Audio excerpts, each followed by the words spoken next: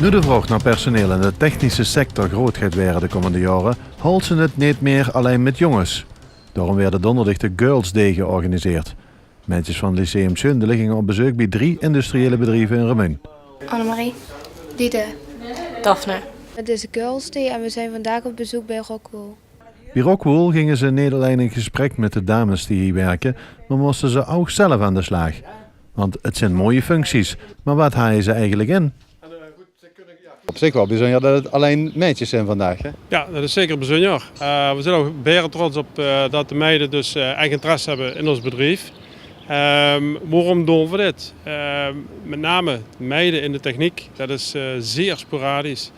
We zetten alle zeilen bij om de dames geïnteresseerd te krijgen in het vak techniek. En daar is Girls Day een van de onderdelen van.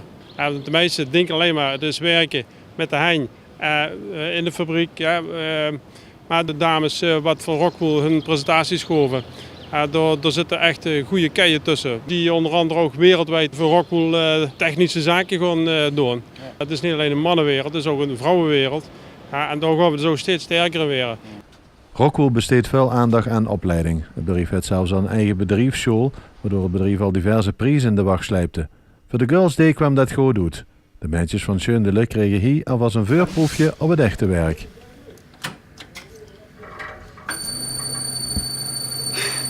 Panel operator zet pomp aan.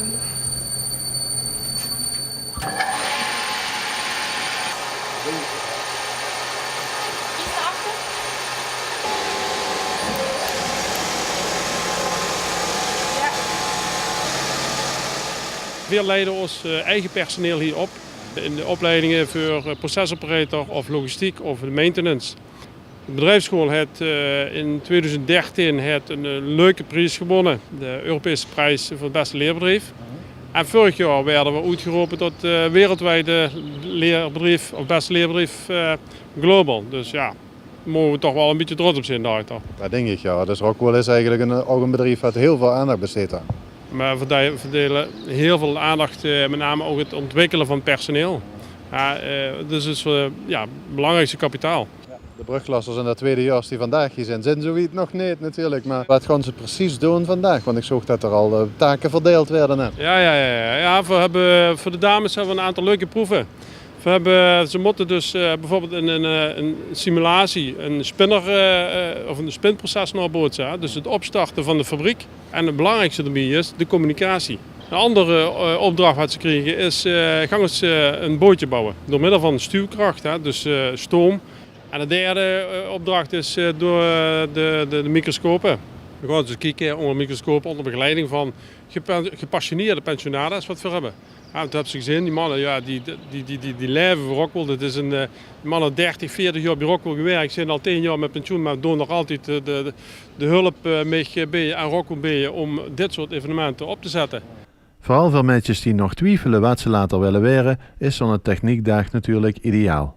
Wisten jullie al dat dit bedrijf bestond? Kenden jullie dat al? Wel. Ik wist dat het voor huizen, vooral voor steenkool, om huizen te isoleren was. Dat het daarvoor gebruikt werd, maar niet van de vezels en zo en voor tomatenplantages. Denk je dat je later in de techniek gaat werken? Ik denk wel. En sommigen hebben misschien een hele ander carrière voor de boeg. Dokter. Ja? Ja. Dan nog even doorleren. Ja. Het is in ieder geval, ook al gaan ze niet de techniek in, een hele leuke dag voor de dames. Dat is zeker weten. Daar gaan we zeker wat van maken. Ja. Operator zet reset knop in. Wil je optrekken? Doe maar.